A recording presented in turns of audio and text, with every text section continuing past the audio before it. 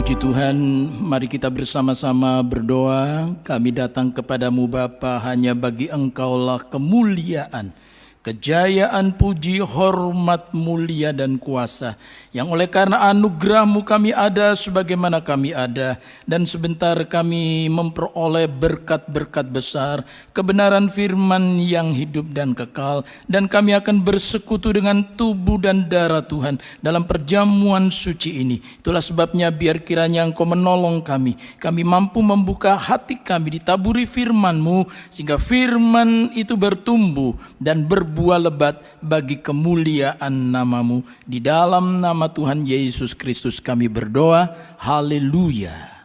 Amin. Puji Tuhan, Bapak Ibu Saudara-saudara sekalian, kita patut bersyukur kepada Tuhan walaupun kondisi bukan saja di tanah air kita, tetapi juga di berbagai belahan dunia ini masih dalam situasi pandemi. Tetapi yang kita tahu persis adalah Allah kita, Allah yang setia, yang tidak akan pernah meninggalkan kita barang sedetik atau sekejap.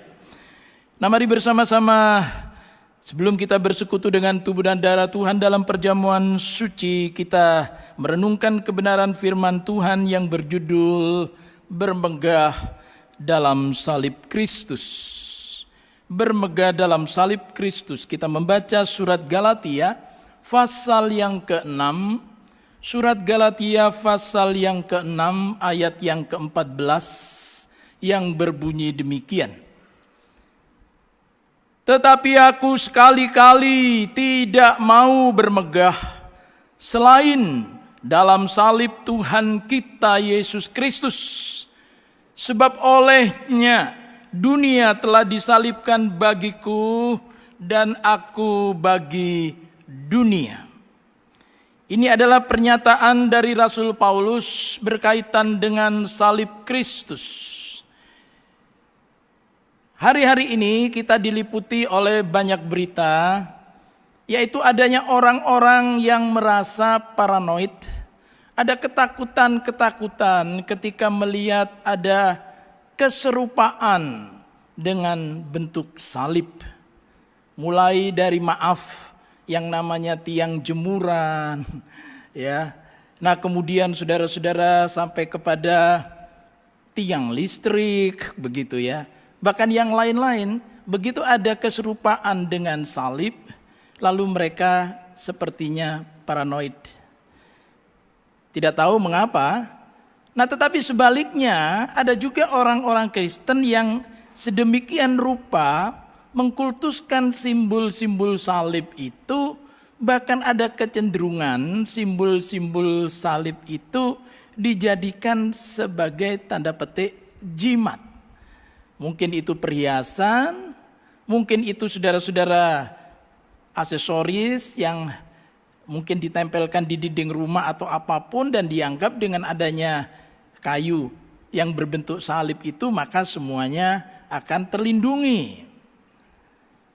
Bahkan ada orang-orang saudara yang merasa kemudian lebih rohani ketika dia bisa napak tilas ya ke tanah perjanjian, lalu kemudian melewati jalan yang disebut Via Dolorosa di kota Yerusalem, bahkan sampai kepada tempat yang dipercaya sebagai tempat di mana Yesus dikuburkan. Kalau versi Kristen itu di Garden Tomb, ya, tapi kalau versi Katolik itu di Holy Sepulchre. Nah, itu merasa setelah pulang dari sana sepertinya itu lalu menjadi semacam satu satu hal yang membuat sedikit mistis begitu. Nah, padahal kalau kita mau belajar dari firman Tuhan, sekali lagi simbol itu perlu. Simbol itu penting, tetapi tidak akan ada gunanya jika tidak kepada makna daripada salib itu. Nah, Rasul Paulus sedang membicarakan tentang salib. Apakah hakikat atau makna salib?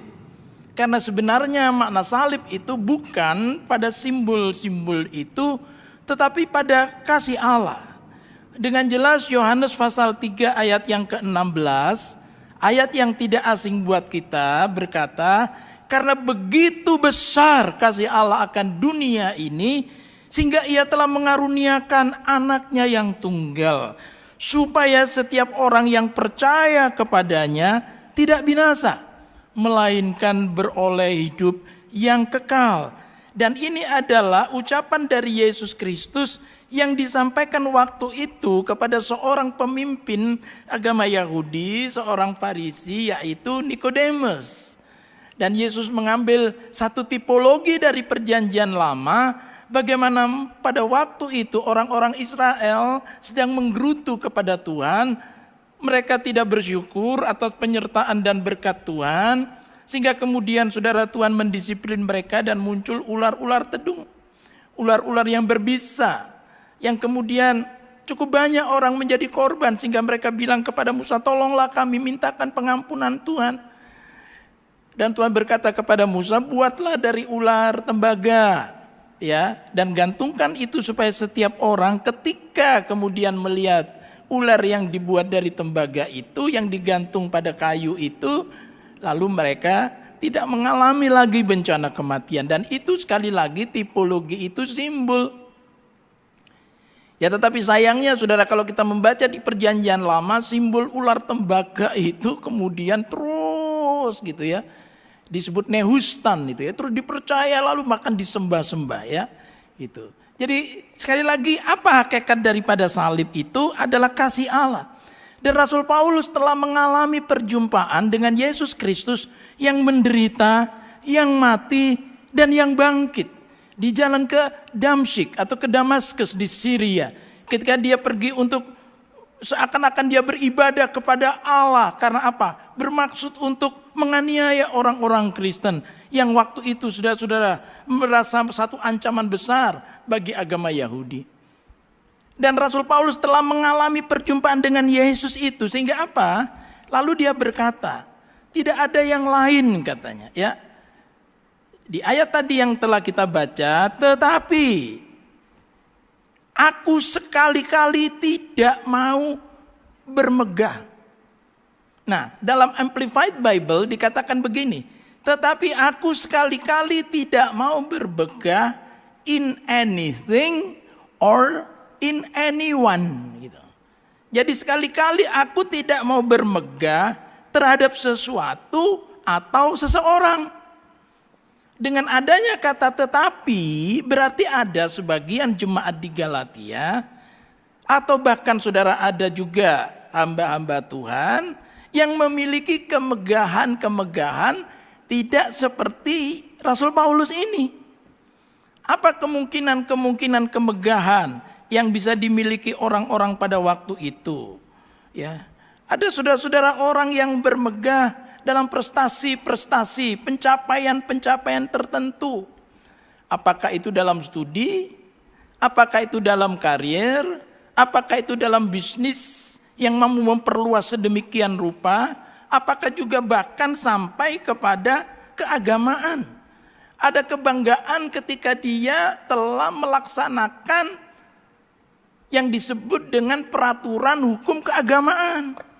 Nah, dalam konteks Galatia, begitu luar biasanya orang-orang Yahudi khususnya, atau orang-orang yang mengikuti agama Yahudi waktu itu, ketika mereka menjalankan Taurat, salah satunya adalah sunat. Sampai Rasul Paulus dalam surat Galatia itu juga berkata, loh, kamu itu kok membanggakan sesuatu, ya walaupun nampaknya itu keagamaan, tetapi kamu cuman keagamaan dari sisi luar. Tidak ada penghayatan. Sebab Allah menghendaki sunat hati, bukan hanya sunat tubuh. Jadi ada orang-orang yang menjalankan praktek keagamaan secara luar dan bangga di situ. Nah, saudara-saudara, dalam perjanjian lama juga ada orang-orang yang ditegur oleh Tuhan melalui Nabi Yeremia. Di Yeremia pasal 9 ayat 23-24, janganlah orang bijaksana bermegah karena kebijaksanaannya. Janganlah orang kuat bermegah karena kekuatannya. Janganlah orang kaya bermegah karena kekayaannya. Lalu bagaimana?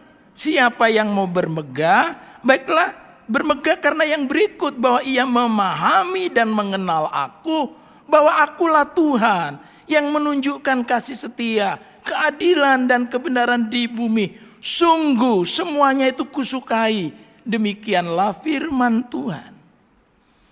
Jadi saudara-saudara, ada banyak bentuk kebanggaan, tetapi Rasul Paulus mengatakan sekali-kali, ya, itu berarti tidak ada yang menyamai selain bermegah di dalam salib Kristus. Berarti apa? Sekarang kita melihat ada tiga.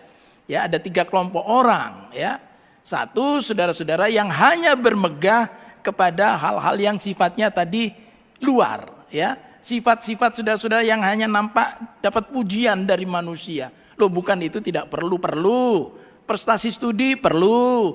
Ya, jenjang promosi karir perlu. Pengembangan bisnis usaha, apalagi di masa yang sulit seperti ini, perlu. Prestasi-prestasi dalam pelayanan, pencapaian-pencapaian dalam pelayanan, pengembangan pelayanan, modifikasi inovasi pelayanan, perlu. Tetapi yang tidak boleh adalah memegahkan itu. Mengapa? Karena ada dua perbedaan besar. Orang yang memegahkan diri dalam hal-hal seperti tadi, itu akan mudah masuk kepada yang disebut dengan kebanggaan diri, kesombongan. Dan firman Tuhan berkata, Allah melawan orang yang congkak, yang sombong, tetapi ia mengasihi orang yang rendah hati. Nah, kebanggaan itu bisa membuat orang itu sombong. Karena merasa, wow, ini jasa saya. Oh, ini kehebatan saya. Oh, ini karena kemampuan saya. Saya lebih dari Anda, dan ada kecenderungan orang yang seperti itu berfokus pada diri sendiri dan merendahkan orang lain. Sekali lagi, prestasi di segala bidang itu perlu, dan bahkan kita anak-anak Tuhan, ya. Kita diberi oleh Tuhan kemampuan-kemampuan yang membuat kita memberikan yang the best, ya. Keunggulan-keunggulan dalam studi, dalam karya, dalam pekerjaan, dalam pelayanan. Tetapi yang tidak boleh, yang diberi peringatan oleh Rasul Paulus di sini untuk melihat keteladanan dalam diri Paulus itu, yaitu bahwa tidak boleh memegahkan dalam itu semua. Dan Rasul Paulus berkata hanya satu saja. Jadi berarti tiga kemungkinan. Satu, orang yang hanya memegahkan hal-hal itu dan sama sekali tidak memegahkan salib. Yang kedua adalah orang-orang yang memegahkan hal-hal itu dan memegahkan salib. Jadi seolah-olah dua-duanya deh Pak, ya itu juga memegahkan, ini juga lah gitu ya. Nah, tapi Rasul Paulus yang ketiga tidak memegahkan hal-hal itu, dia hanya memegahkan salib Kristus. Nah, tentu kita sebagai orang-orang yang percaya diharapkan tidak yang pertama, ya. Sama sekali tidak mau memegahkan keberadaan salib. Bahkan ketika ditanya, kamu orang Kristen, menyembunyikan diri. Kamu percaya Yesus Kristus, menyembunyikan diri. Ya, lalu kita masuk dalam seperti Rasul Petrus itu penyangkalan. Kita orang Kristen, kita pengikut Kristus. Ya, kita tidak akan menutup diri dari identitas kita. Nah, tetapi itu sekali lagi saudara-saudara bukan sesuatu yang kemudian kita lupakan tentang salib, lalu kita bermegah pada hal-hal yang duniawi, yang sifatnya sementara, atau kadang-kadang mau dua-duanya. Kita juga tidak begitu. Saya berharap dan saya berdoa, kita semua seperti Rasul Paulus. Kita berani berkata, sekali-kali aku tidak mau bermegah in anything or in anyone. Karena in anyone itu rupanya ada juga orang yang bermegah terhadap seseorang. Bahkan itu pemimpin keagamaan. Wah, kalau sudah jadi pengikutnya si hamba Tuhan A, kalau jadi jemaatnya si hamba Tuhan B, wah itu rasanya sudah lebih dekat ke sorga daripada yang lain. Tidak begitu, kata Rasul Paulus, tidak begitu. Oleh karena ketika surat Galatia itu ditulis, yang namanya figur-figur keagamaan, saudara-saudara, ya karena itu waktu itu situasi seperti juga ada filsuf-filsuf Yunani ya. Jadi kalau ada guru Yunani begitu mengajarkan filsafat yang hebat, wah itu kemudian sudah punya banyak penyanjung ya, punya banyak idola, punya banyak fans gitu ya. Wah itu rasanya lalu saya pengikut filsuf ini dan bukan filsuf yang lain.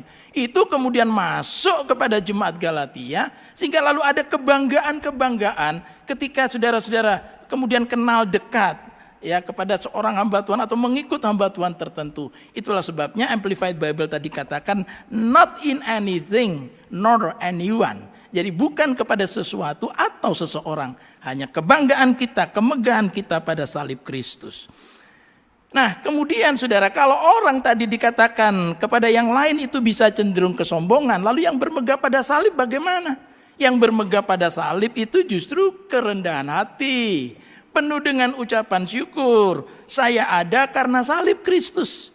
Saya tidak akan pernah ada, hidup saya tidak akan pernah berarti tanpa salib Kristus. Jadi salib Kristus menjadi pusat dalam hidup kita. Salib Kristus menjadi satu-satunya di mana Kristus, Sang Mesias itu, anak Allah yang hidup itu telah rela menderita, mati ganti kita, menggantikan kita, mengampuni kita, menyucikan kita. Itulah sebabnya perjamuan kudus itu juga adalah kita dibawa kembali kepada peristiwa di mana satu kali Yesus Kristus telah menumpahkan darahnya bagi kita.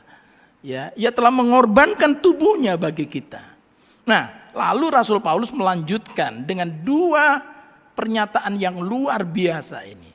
Olehnya katanya, oleh salib Kristus itu dunia tersalib bagiku. Ini luar biasa. Menjadi pengikut Kristus harus tiba kepada dua hal ini. Apa? Oleh salib Kristus dunia tersalib bagiku. Itulah sebabnya tadi jangan yang satu dan jangan yang dua, tapi yang ketiga. Sebab apa? Karena selama kita masih, saudara-saudara, ada kebanggaan dunia, itu berarti yang sifatnya tadi dunia itu belum tersalib. Apa Pak yang disebut dengan dunia ini? 1 Yohanes 2 ayat yang ke-16. Ada 3 ciri yang disebut dengan kosmos, dunia, bukan planet bumi ini ya, tetapi satu kondisi dikatakan begini, 1 Yohanes 2:16. Sebab semua yang ada di dalam dunia, yaitu keinginan daging dan keinginan mata, serta keangkuhan hidup, bukanlah berasal dari Bapa, melainkan dari dunia. Bukan berasal dari Bapa, melainkan dari dunia. Apa? Keinginan daging, keinginan mata, keangkuhan hidup. Nah, kalau kita sebagai pengikut Kristus itu masih terus mengikuti keinginan daging, keinginan mata, keangkuhan hidup, nah itu berarti dunia belum tersalib bagi kita. Dunia tersalib bagi kita berarti godaan-godaan itu, cobaan-cobaan itu tidak akan mampu saudara-saudara menjatuhkan kita.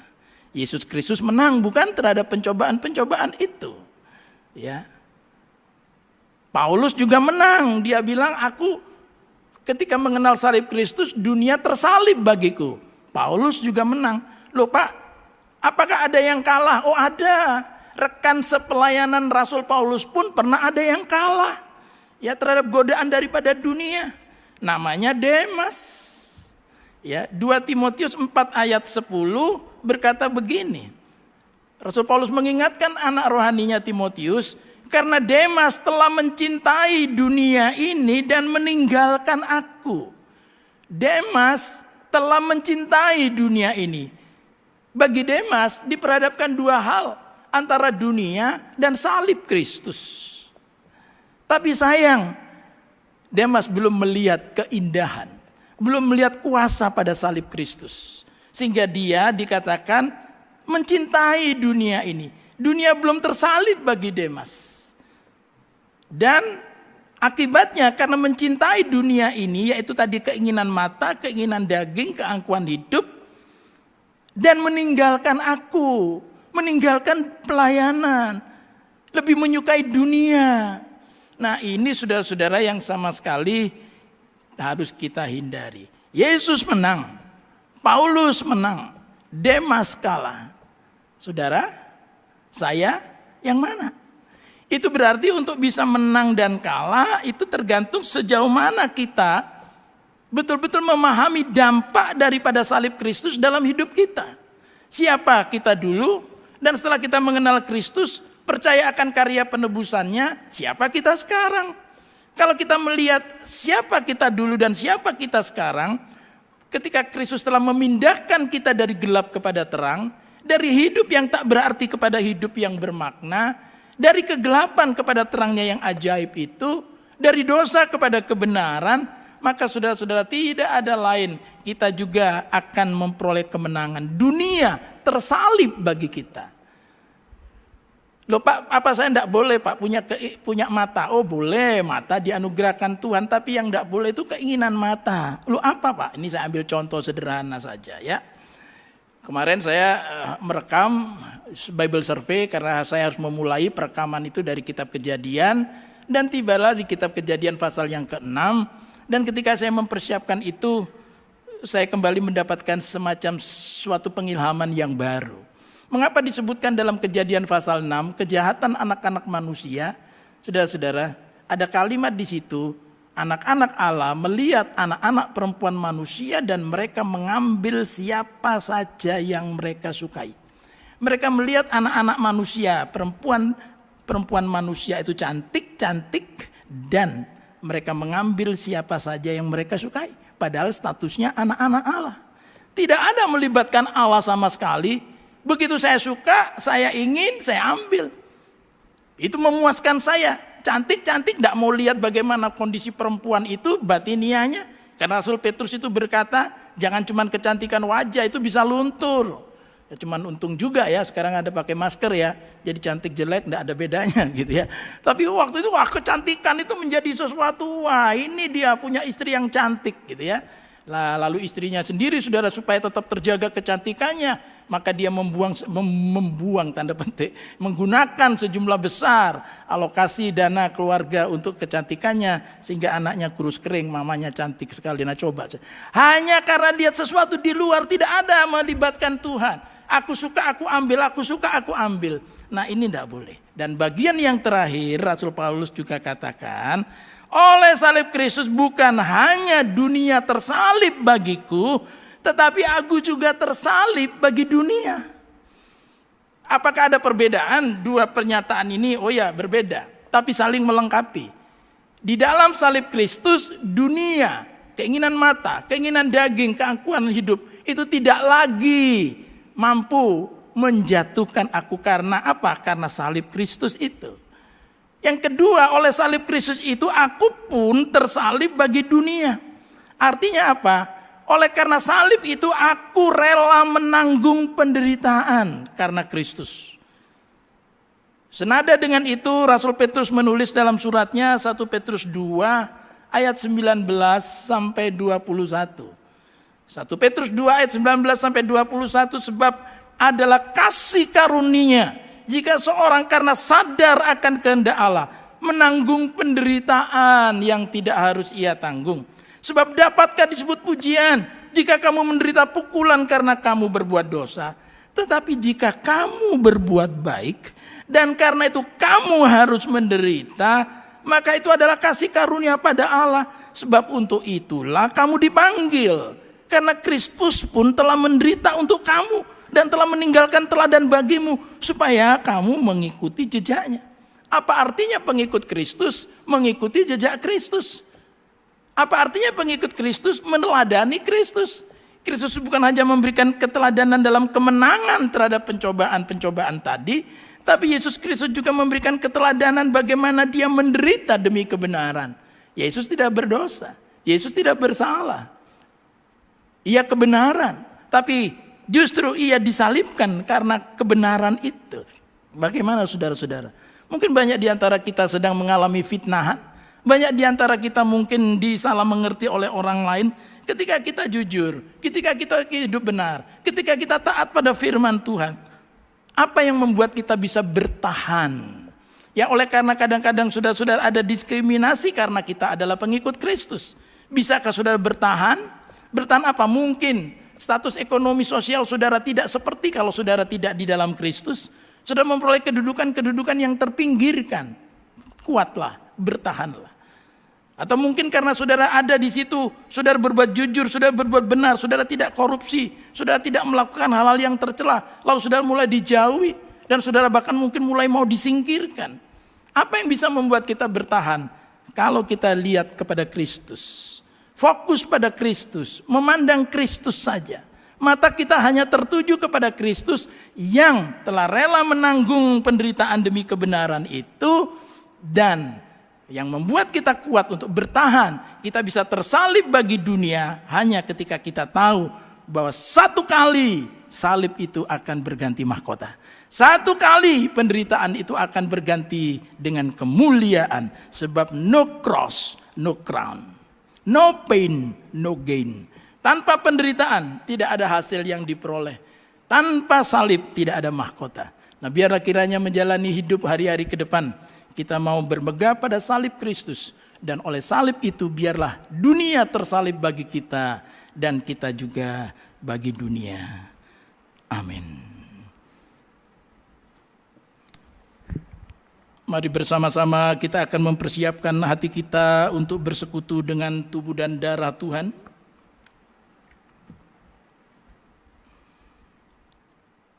Kita tahu bahwa perjamuan kudus adalah sakramen yang perlu kita ikuti karena apa? Karena pertama Tuhan yang mengajarkannya kepada kita. Kita mau menaatinya. Yang kedua karena dengan perjamuan suci ini, maka kita percaya Tuhan ada di dalam kita dan kita di dalam Dia. Dengan mengikuti perjamuan suci ini kita memperoleh hidup yang kekal. Dan kita juga mengalami kuasa Tuhan. Karena perjamuan suci di situ Tuhan hadir. Dan ia dapat menyatakan kuasanya oleh bilur-bilurnya. Kita menjadi sembuh.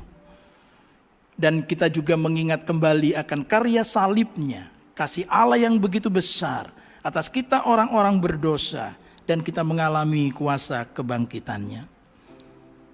Mari kita bersama-sama satukan hati. Oh besar, besar anugerahnya. Haleluya.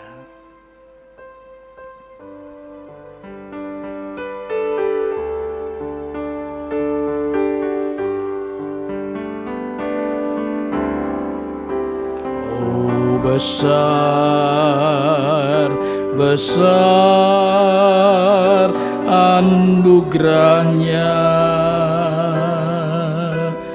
ya besar, besar kuasanya, tak terhitung, tak terhingga kasih-Nya. Oh besar, besarlah kasih Allah. Saudara yang mengikuti ibadah di tempat saudara masing-masing, saya mengajak kita semua bangkit berdiri. Kita kembali menaikkan pujian ini. Oh besar, besar anugerahnya. Oh besar, besar anugerahnya, ya besar, besar kuasanya, tak terhitung, tak terhingga kasih-Nya.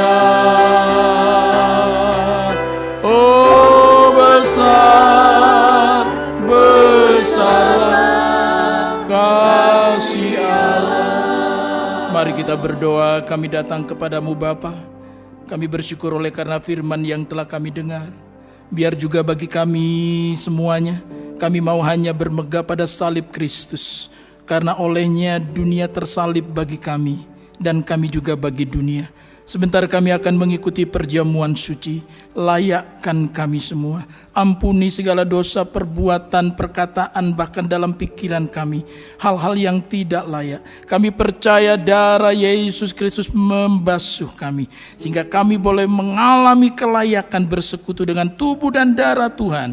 Dan bahkan kami juga memperoleh kuasa, pengampunan, kuasa, mujizat daripada Tuhan. Di dalam nama Tuhan Yesus Kristus kami berdoa. Haleluya.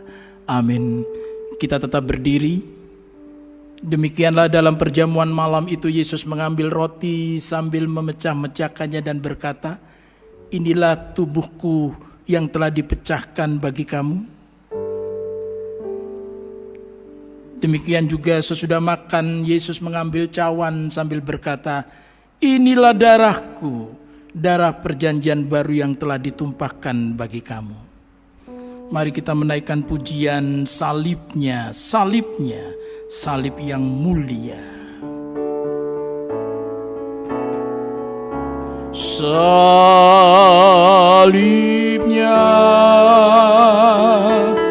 salibnya,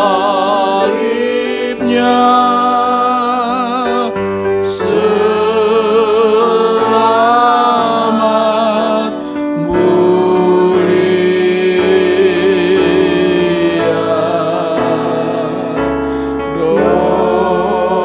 dosaku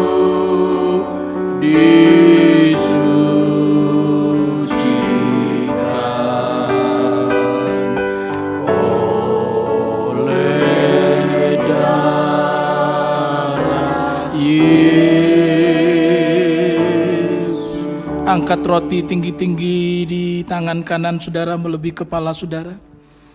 Mari kita mau selalu mengingat akan pengorbanan Yesus Kristus bagi kita. Demikianlah firman Tuhan. Bukankah roti yang kita pecah-pecahkan adalah persekutuan dengan tubuh Kristus?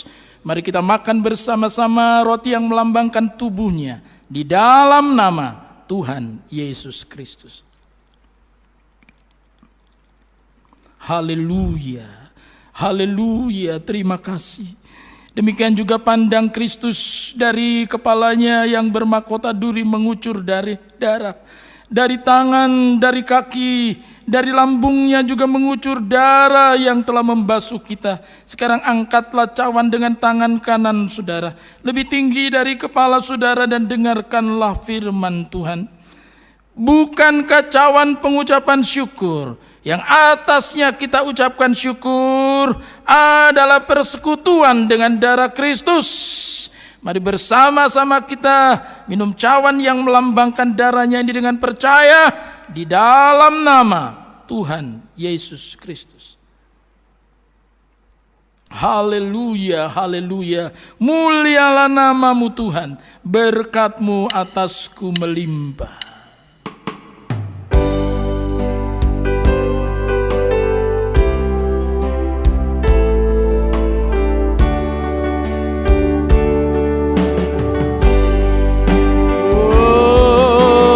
Mulialah namamu Tuhan, berkat-Mu atasku melimpah.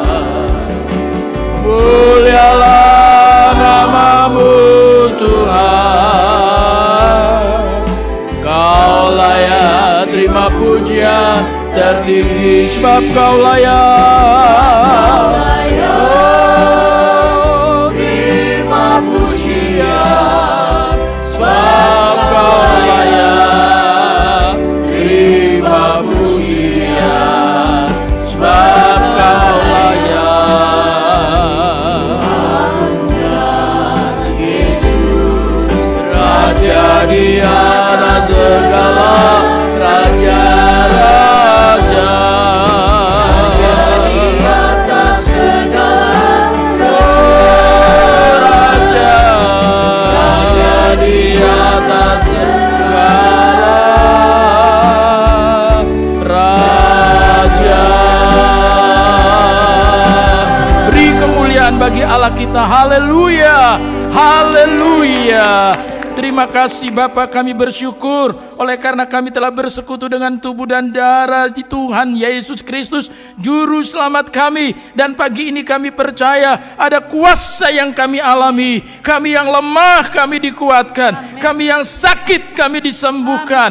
Kami yang menghadapi pergumulan kami mengalami kemenangan yang daripada Tuhan. Dan yang sedang mengalami jalan-jalan yang buntu, pagi ini juga melalui persekutuan dengan tubuh dan darah Tuhan, kuasa kebangkitan Tuhan membuat yang buntu itu terbuka. Amin. Kubur itu terbuka. Haleluya. Dan jalan keluar Tuhan memberikannya kepada kami. Terima kasih Bapa, terima kasih.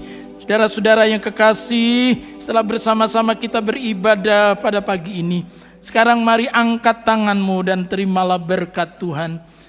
Kiranya damai sejahtera dari Allah Bapa Di dalam kebenaran dan dari kuasa kemenangan Yesus Kristus serta persekutuan dan penghiburan Roh Kudus menyertai saudara-saudara sekalian, baik dalam hidup pribadi, dalam keluarga, dalam studi, pekerjaan, mata pencaharian, pelayanan-pelayanan, dan juga perjalanan-perjalanan yang saudara lakukan. Semulai pada pagi hari ini sampai Maranatha, Yesus Kristus datang kembali dalam kemuliaannya. Haleluya. Amin. Bapa, terima kasih.